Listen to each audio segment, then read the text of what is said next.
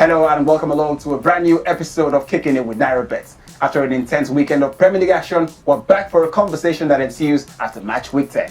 Well, interesting match, week 10 fixtures we saw, especially at St. Mary's. For Leicester City, they beat Southampton by 9-0. 9! Unbelievable. And they also set an away record in the process. Well, it's also been a big week for the United States of America, and today our focus is on a real-life superhero in Christian Pulisic. And of course, Granit Xhaka, the Arsenal captain. Well, what can we say about Arsenal and their captains? It looks like there's a history of having issues with their captains. Koscielny, Cesc Fabregas, Van Persie, and now Granit Xhaka. Well, we have so much to discuss today on Kicking It with Nairabet. And it's a full house today. A full house today. First of all, I have the very, very knowledgeable Biola Kazeem. Thank you very much. Good to be here. And then Alabi. Thank you for having me. All right, together we're going to be, taking you through all of the interesting things that went down on match day 10, different match day 10 fixtures, and then we discuss the upcoming fixtures in the Premier League. So let's start off with Leicester City beating Southampton by 9-0. Do you think it had anything to do with the red card? Well, I think it started on Friday, wasn't it? Yes, and on Friday night. A big result to basically set off what was going to be an interesting week in general. I thought Leicester City have literally flown under the radar over the last couple of months, but that's the one result that made everybody stand up and look and feel like, this is Leicester and the project they've been building. And it's maybe ahead of schedule almost, but it's a great introduction to what was a fantastic match week 10. Okay. Do you think they'll win the league again? Of course they wouldn't. I think that Liverpool and Manchester City have raised the bar to such heights that other teams will struggle. But it does look like they are shooting now for a top 4 finish. And in the context of what Brendan Rodgers has done and what he took over from, finishing top 4 for Leicester right now, getting them into Champions League is almost as phenomenal as winning the league. Like Yubi said, they seem to be ahead of schedule of whatever plans it was that he had with Brendan Rodgers and also on the budget. Well, on a scale of 1 to 10, rate Brendan Rodgers. In terms of, that's a difficult one. Yeah. 7? So difficult? 7. Why 7? You're harsh.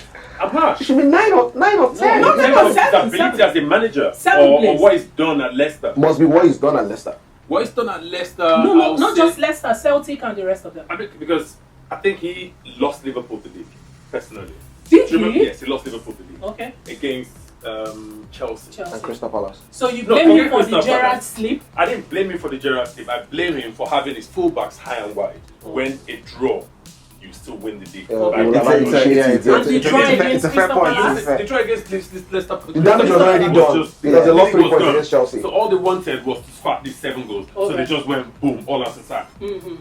I can't blame him for that. Alright. But I blame him for having his fullbacks.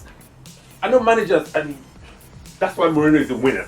Oh. Mourinho, you and I disagree a lot. That's true, that's true. But one thing- Let's No, but it's leave true. Mourinho out No, of before, no, this. it's- I need to bring this back to Mourinho. Okay. Mourinho will adapt a particular game To the result to the wanted. result wanted. Okay. Right. Brendan Rodgers stuck to The I'm an philosophy. attack, this so-called philosophy. Fullbacks hand wide. I need to do this. I need to do that. But it's rebuilt brilliantly at But Leicester. it's brilliant. Well, it's rebuilt brilliantly at Celtic and Leicester so far. Yeah. Okay. You can't judge him now. So, as far as I'm concerned, he lost Yeah. Liverpool the league. So he won't. He might win Leicester 1. Alright. He might win Leicester If he 1. wins Leicester 1, it will be an 11 out of 10. Alright. Okay, next we discuss Christian Pulisic. Well, America, they went wild. Yeah. They are one of their own, Yeah. scoring a hat-trick. One thing about players is some players, you put them on the bench and they start to sulk. But with Christian Pulisic, you bring him in and he actually gives you a reason to think again. I should be a starter. Yeah. Each time he comes in as a starter for Chelsea, he's either assisting a goal or, doing something. Then against Burnley, he comes in and he scores a hat-trick. Yeah, scores a hat-trick. What do you think that is? What's going on in the mind of Frank Lampard? It's actually, it's not just a hat-trick, it's a perfect hat-trick. It's the one left foot to the right. head. It's a header. Fantastic hat-trick. But I've always thought that people have got to trust their process. And the way he has gone from a superstar in German league, he's come down, he's come a bit down to earth a bit. Yeah. The attention has gone away from him. And he's put his head down and worked. He hasn't been one to feed his agents some story, I'm a big player in Germany, I should go ahead and keep playing. I think he's adapted just the right way you want a young player to adapt. And you can have that arrogance as a young player, especially when you're 19 and you're top of the German league basically. Of course. But I thought he's done well. Hat trick in his, in a start that you expected him to take it with both hands. I thought it's been fantastic, and I think it just adds to what Lampard is doing. We've also got to talk about the man management, because obviously there's something that he feels he's got to show the manager why he should be in the team. It's a great option to have. The one thing as well, though, I think sometimes when players come into a league, especially young players, even if experienced players, some come into a league and we just expect some come in week one and they score and they start playing. Some take 2 months, some take 3 months, some take half the season. And it can happen. Yes. So we expect 2 months. But Fabinho was not playing any games for Liverpool until December. He's probably the best defensive player in the league, right? Bernardo Silva, Manchester City. Mkhitaryan and United. But Biola, how much do you think he should take a good player to adapt to a new league? Well, it depends. There are lots of factors. Ideally, you get paid for, you get bought for a lot of money. The idea is to come in and make an impact. But if the player is not making an impact, what you've got to do is to be intelligent, like what Klopp did with Fabinho, like what Mourinho did with Mkhitaryan, like what Guardiola also did with Bernardo Silva. The player comes in, he's a good player, that much you're sure of. But you can see that he hasn't adapted to the rhythm. Rather than leave him out there to sink, take him out, work on his fitness, let him find rhythm. And then when you set him back into the league, it's going to start flying. So like I said, the answer to that will be, it depends. Some players will come, take to it like fish in the water. Some will come, there will be some dislocation. As long as you're sure of the quality of the player, and you're sure that the player is putting in the work, the attitude is right, fix the rhythm, fix the fitness, the player will come back and it's going to flow. Some players start so well, and then all of a sudden they're out of gas. They have a team. They get worked out and they can't respond. The Maria, for example, started brilliantly. I thought Di Maria was going to set the Premier League on fire. It looked that way. It looked that way, to be fair. All of a sudden, he sunk, and he couldn't come back up. Couldn't come back up. We must talk about Granit Xhaka, the captain of Arsenal. You're being subbed. You take off the captain armband. You toss it. The fans are booing you and all of that. But, we're going to talk about fans that boo their own players. We're definitely going to talk about that. Being a captain, Biola, I'm going to ask you, you need to have this kind of tough mentality that, you should know that these things happen. Well, to be honest, they really don't happen actually. They're quite rare. It's the captain of the team. They are playing at home.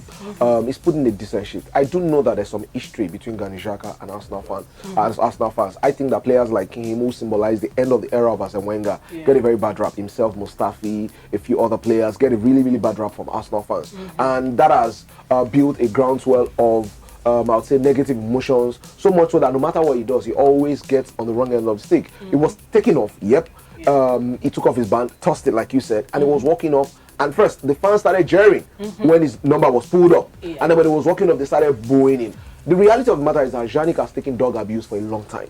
Whether he's captain or not, he's a human being. And I do not think that players should play for teams or in stadiums where there is no safe space. Yes, you can feel some type of way about players, but you should not descend to a point where you boo him and evoke such strong feelings in him that he feels a need to lash out, because hey, everybody has got their elastic limit. They've been really, really tough and unfair on Granit Xhaka, and I do think that we should stand up for players sometimes who are just human and natural. If anybody gets abused by anybody in life, they react, no matter how rich they are. So the fact that this guy is getting paid a lot of money, the fact that he's a captain, the fact that it doesn't stop him from being human. And so I stand up for players and managers who go against the establishment to not perform or act out a script. If people get abused, they react. I don't think that fans should boo players in their own stadium. Their own, it's mentally damaging, and I do not blame him for reacting.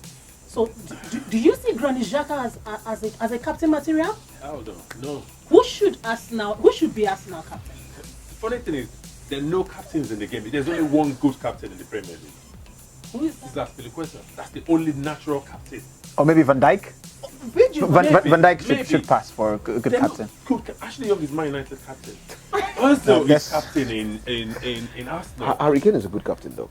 Harry? I don't know if he's a natural captain. Well, natural. The Roy Kings, the Vieira. That's a stereotype. Okay. That's a stereotype of a hard man. No, but someone who is a stereotype. Big personality captain. Okay, guys. I think maybe because But you're thinking quiet, John Terry, you're thinking Village. Azpilicueta doesn't speak. He doesn't actually fit the mold of the stereotype of the big personality captain. But he does his job. In terms of performances, and is a very, very good So I think that the captaincy should be like the presidency. Even if you don't respect the president, respect the role. Of course. I mean, Xhaka is Arsenal captain, and he should get the respect that But you know follows. the funny thing actually happened. Xhaka was in boots, just like it wasn't like when they brought out his number, then they started boots. No, the Jerry started when they brought out his number. Ironic chairs. No, he was Ironic chairs. Ironic chairs. Fellaini got here United. Ironic chairs. Then he starts to cough his ears. Oh, well.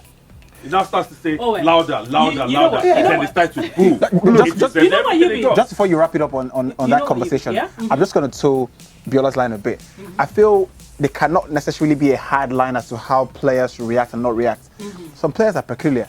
You know, Fellaini might have taken it and all well and don't good. tell your fans to No, all well and good. Well, you don't tell them all the time. Not Every once in a all while. the time. But I Every feel once in a while.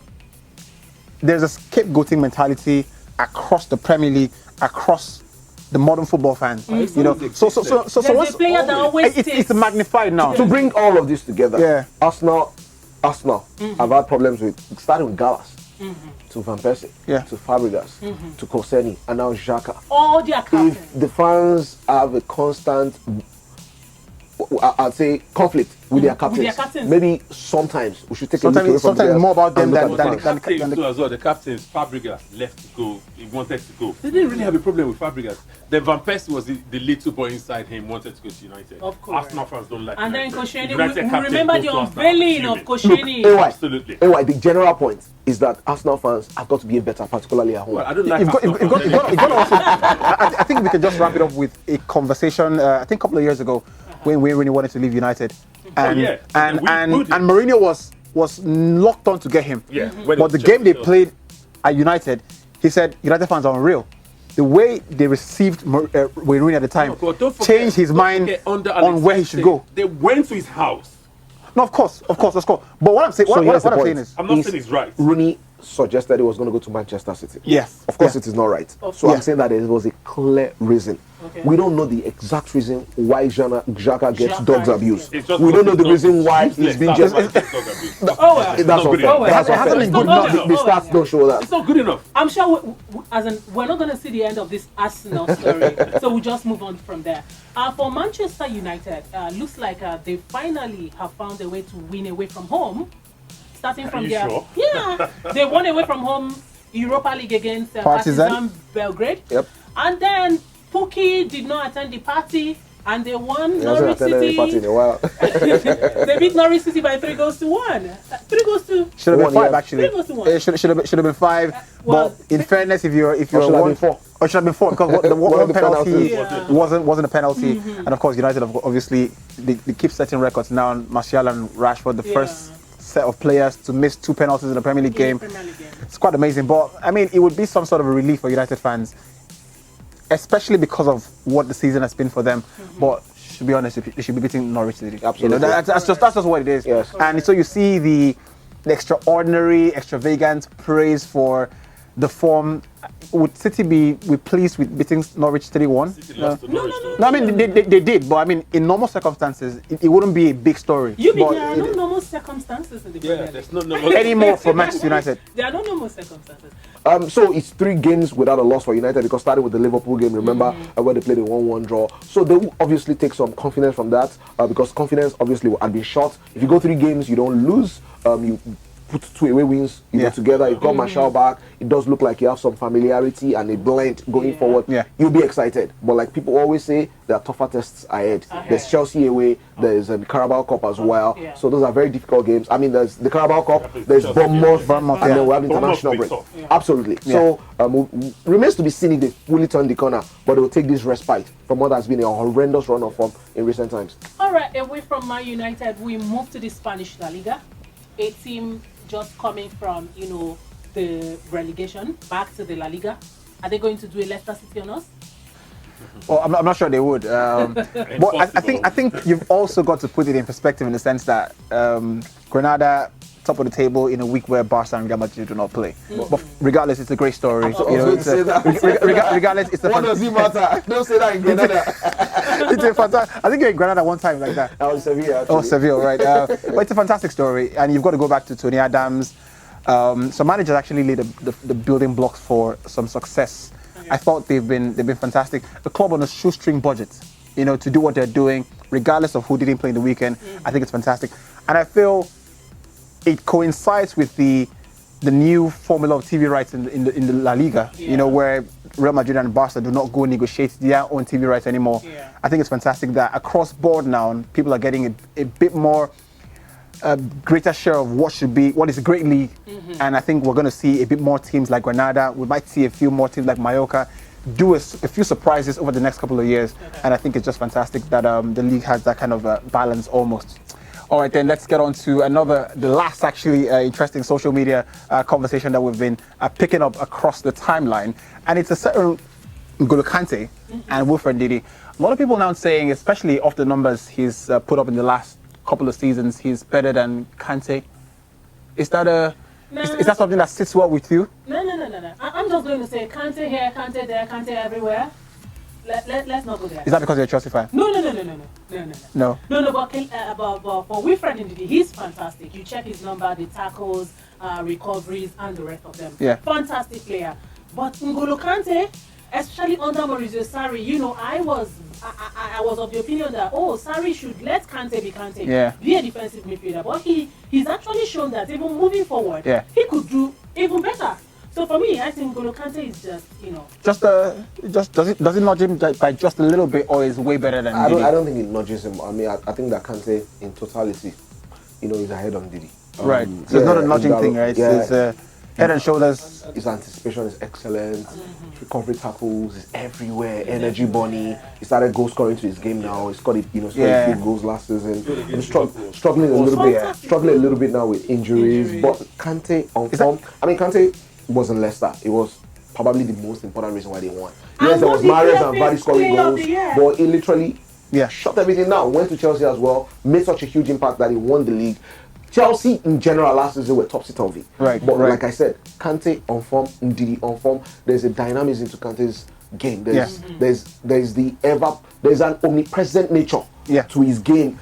He senses where the ball is going. He's in and around there very quickly. I think it's a few levels. Simply put, every team that he doesn't play for misses him. Of course. Right. It's that kind of player. Pretty much. Of anybody who says that is you ask them, if you have Kanté available and Ndidi, would you honestly and injuries ahead of Kanté? Great thoughts. But just like Biola alluded to, he's done so much in the last 5 seasons or 4 seasons. Is that what creates now catching up with him a little bit? Perhaps. Who knows? I mean, it's not old. He's 28. It's not like, and they're talking about Real Madrid paying £10 million. Is that the real age? For Kanté, he was born in France. Is that his real age? Yeah, that's what I'm saying. If you're born in France, that's his real age. You don't get 2 passports. Why do you agree with those people's age? The reason why I agree is that I've lived in England for 20 years. Right. The system. Right. Ndidi is not 22. So it's Africa and Brazil that... Yes, Africa, South America. Ndidi's 22 years old. Okay, Ndidi is 22 officially. Okay. So Kanté, when you're born in England, when Emil Heskey was 20, people say, oh no, Nigeria, it's too big. When Lukaku was 16 as well, he was wearing size 11 boots. So those guys, was when wearing you're his born dad's in boots, those actually. countries, you get one passport and one passport forever. And you don't get, there's no chance to say, change your identity. It's not possible. So that's their age. Right. So let's not even go there. Okay. All right. Fantastic stuff. Well, we move on now to preview the games happening match day 11. Fantastic games coming up. First of all, Manchester United. They'll be hoping to continue this their resurgence. You know, Is it a resurgence already? Well, it's 3 games without a loss. It's some form of resurgence. And now they're going away to face Bournemouth. I really would love to know the odds of United beating Bournemouth away from home. I mean, United are 2.25 to win away from home, which, as a betting man, I'll be lumping them. Those are very good. Well, people really do not have that much confidence. Yes, but people don't have much confidence. But if you put United and maybe 2 other bankers in betting sense, like a City, a Liverpool, and 1 or 2 other ones, you're already getting high. You should accumulate like 10 odds. Because United alone will boost it up for you. Right. So that's the betting sense. True that. I was just going to say, why would any reasonable person that work hard for their money put United on their betting slip? Okay, let's put it this way. United have better players than Bournemouth. It's the fact. As we all say, Mourinho says one thing. It's about the players. If you have better players than me... Do they really have better players than Bournemouth? Of course they do. No. I mean, is it obvious? He doesn't look like he agreed. I mean, the reality of the matter is everybody says it all the time that United players are deadwood. Are we deciding these things depending on the manager? When some managers are in place, we hear these players They have the United when some DNA, other like manager you is always in place, say. yeah, so we need to first of all make up our minds. Which is it? We're not even This going was to this. that. We're not going to that extent. What we're saying is United against Liverpool. terms You of- and I spoke before the game. We had the game together. Yes. Right. United against Liverpool.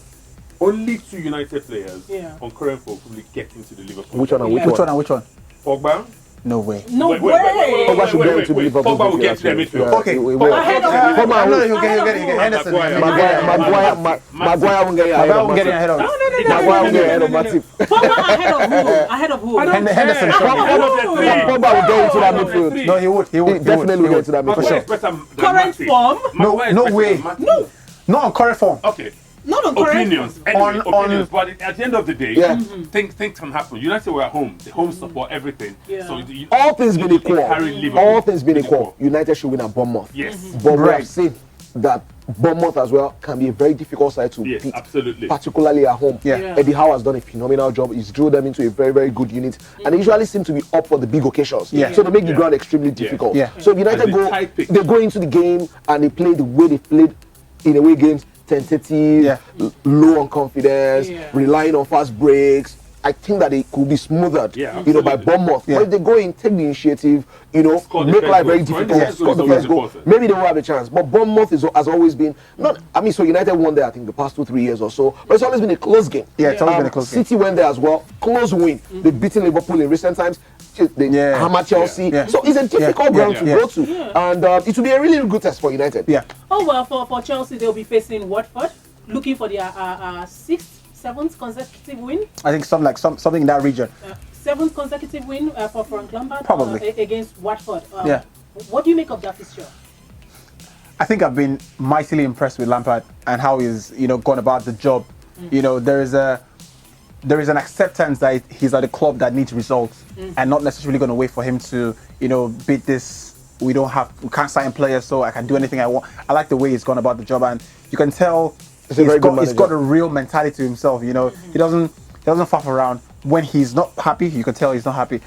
So I feel obviously the football side has to talk, and I think it's done that all right. they are And you've got conceding. players coming back from injury They're also. conceding, but They are Because conceding goals. now they're playing against Watford, the worst team in the league. Yeah, it was- You will Yeah, expect yeah, Chelsea yeah, to win the yeah. game. So- Which makes it Are you more saying difficult. Watford? Are you saying Watford For who? cannot For Watford or score Chelsea? against Chelsea? No, they It can't. could be a banana peel. Well, so every game in the EPL sometimes, particularly when you go to the grounds of the small team, can be like a banana peel. Yeah. But normally, I will expect Chelsea to go there and plaster Watford. Arsenal went there 2-2. Well, Let's leave us. we're not going to go back there. I'm not going there. let's- I'm not going let's- there. let's- I- What but for the important? they're but- 14, they're struggling badly. They're struggling. Yeah. They're Yeah. winless. It looks like the kind of game where if Chelsea plaster them, they might be firing their manager as well. Yeah. Because they brought him in to stem the tide Yeah. of And then they the lost bad. to what's they lose 8-0 to City. Yeah. They lost by 8. to They've City. been on the. So all of a sudden, that 8-0 doesn't look as bad because of what happened. Because what Well, then happened? we'll talk about Liverpool. Liverpool will be hoping also now to, extend their lead on top of the table when they face Aston Villa. For Liverpool, Jurgen Klopp, maybe this is just the season they get to win the Premier League. It's too early. It's 10 games in. But my slight worry for Liverpool is you look at their last 3-4 games. They've won, but they've only edged it. Against United, they went behind. Everybody thought they were going to take United apart. They couldn't manage United. Absolutely smothered them in the first half. They played much better Liverpool in the second half. But you cannot say that they were unlucky to have gotten a point. They seem to just barely deserve the point.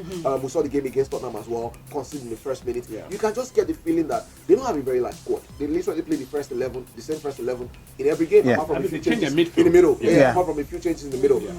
So I don't want to suggest it's only 10 games in that maybe they are running out of legs, but clearly they need bodies Yeah. to come into the team Yeah. because they play at such high levels of intensity Yeah. that once you get the feeling that teams are matching them for intensity, Right. once you get the feeling that teams are getting close to them, Yeah. you start to worry about when the energy level Because there's no next gear. absolutely when the Yeah. energy- There's one thing about them though. Yeah. There's one word I used to describe them. They are relentless. It's like Yeah. they keep coming at you, Of coming course. at you. The other and, word as and if well. you look at that, the last That's the few heavy games of mental the football. season, Yeah. last few games of the season, kept nicking them by a goal. Away to Newcastle, they deflect. deflected goal. The same Tottenham, Yeah, they 2-1 keep last minute. going. They keep going. I think that the greatest job- Differences, yeah. Go ahead. The greatest thing I think that Klopp has done, apart from obviously how they play and all whatnot, is the mentality that they have. They have such a strong mentality. The game against Tottenham was going away from them in the first half. Yeah. The game against United was going away from them in the first half. They will come back like AY said. They would literally just force the results. Yeah. They're relentless. They would eventually get something. And do you think from the VAR game. has also helped Liverpool this season? VAR Let's talk about VAR. I think it's helped everybody. VAR has helped everybody. I don't think anybody could lay claim to being the VAR special I kid. like VAR. I love it. I mean, it's the best thing. It's one of the best things that's been introduced to the game. Wow. I don't like VAR. Why? You know, you have to, you know, sometimes players have to wait, you know, some seconds Okay, before can I just you say can... one I think thing? Let me just cut this short. Yeah, go ahead, go for I it. just listened to Sam Allardyce this morning, right, on Talk Sport in London, and he said, why are we worried about slowing the game down? Cricket don't worry about slowing the game down. Tennis don't worry about slowing the game down when they go to Hawkeye. Other sports don't worry about that. He said, the game is too quick anyway. No, I What's mean, the big deal? to corroborate that, It's probably too quick for him. You know? I mean, coming from this side, it's probably too quick for him. my point actually will be that obviously when you're changing from something you've done for literally maybe hundreds of years, naturally change will be slow, and adoption or adaptation to that change as well will be slow. People will reject the idea. I think that it's not so much for slowing the game down. VAR was supposed to come and make football less controversial.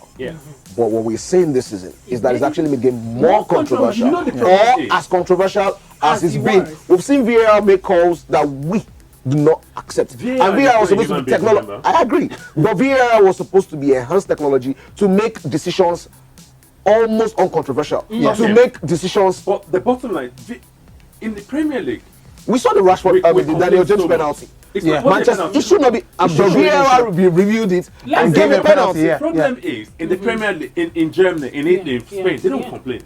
Well, a few people still complain here and there. But in the Premier League, it's every week. No, because we said they they complain because we speak English. I'm sure if you go on Spanish Twitter, German Twitter, football fans are football fans. No, football fans will They complain would in complain. general. But what I mean is, like in the Premier League, for instance, they're trying to adapt their own rules, which is the referee not going to the pitch side monitor. Yeah. That's ridiculous. But why would the referee not take his time to go, like the Hudson or because Doyle? I think that- Hudson or Because they want to save time. Yeah. Other leagues, if there's a decision, penalty there to Daniel James, The whoever, referee will go have a to look. go take a look. And he goes and looks all and But I and think says, that- do you know what? I'm No not penalty. giving I think that eventually they are going to have to get there. Yeah. Because we are seeing calls that are absolutely ridiculous off of VAR. I think that will damage VAR's credibility and will bring questions about the presence of VAR itself. Because if it cannot resolve things that people will typically argue over, Still certain things that will be, and also remember, VAR is something called clear and obvious, right? There's some decisions that are debatable. Is it a penalty? Is it not a penalty? Is it a penalty? Is it not a penalty? Subjective sometimes, whether with VAR or not. But there's certain things that VAR will correct. yeah, I think both of you will agree. You're either pregnant or you're not pregnant. You're either offside or you're not offside. yeah. Those are the clear and obvious errors. And that sometimes VAR it's will either a for. penalty or it's not a penalty. Yeah. Daniel James' penalty was not a penalty. And VAR should be making that clear. If VAR is making mistakes or VAR is making those kind of calls off of, after checking and we are still making Then a call what's that the that's a need for penalty, the VAR? then asking questions about I VAR. think both of you will agree, and both of you go to a lot of matches. The in-game experience for the match-going fans is horrible, because they are just lost. At the Liverpool game, if you remember, if you remember, I mean, I love VAR, so I'll never complain. but remember at the Liverpool game, so there was a Mane goal. Right. No, the United goal. United goal. We had to wait. Remember? Yes, there was- We had to wait, yeah. and you were dying anyway. I saw it. But you know the funny thing? There's this rule that people still don't Is that because they understand. had a TV in? Yeah, we had a TV. But the match-going fans don't have a TV. Yes, they don't. You were in director's box. So remember, Mane's goal as well. Yeah. You were dying No, Mane's goal. before it was. The moment I saw the handball. But you saw the handball, like he said, because of the TV. No, yes. But The match going because remember Old Trafford, there's no screen. no screen. And There's no if screen it's at Old on the Trafford. screen, you're not allowed to show it. You're not allowed to show it. Yeah, You're so not So allowed that to makes It's a that confusion. is horrendous because you fans wait. don't know why it's being. But I've been to Wimbledon to watch Federer and Nadal, and we're counting. We're waiting for Hawkeye. We're waiting. Just wait. Okay. Wait. Why are you in a hurry? So why were you dying? Just Liverpool. I think the biggest problem VAR has is that the previous technology goal line is just seamless. Look, Yeah. the point out about VAR is for us not to think about it as the destination, but as a journey. Right. I think that is a level to VAR, Yeah. i.e. things like the referee going to check. Yeah. I think it's something that can be built on. Yeah. But the way it is right now, the way it's being implemented in England, obviously, Yeah, is it's not wrong. sustainable. Other Because leagues, that they go makes to the credibility of monitor. league. Champions League, you see, they go to the monitor. Absolutely, all the time. I think the Mogala will tell you The differently. World Cup. Thank you so much for being a part of this episode of Kicking It with Nairabet. Don't forget to follow us on all social media platforms. They are running across your screens. So follow us, like, subscribe, so that you be the first to be notified anytime we drop any new videos. And then you could also answer our trivia questions to win prizes. Until we come your way again, do have a lovely week.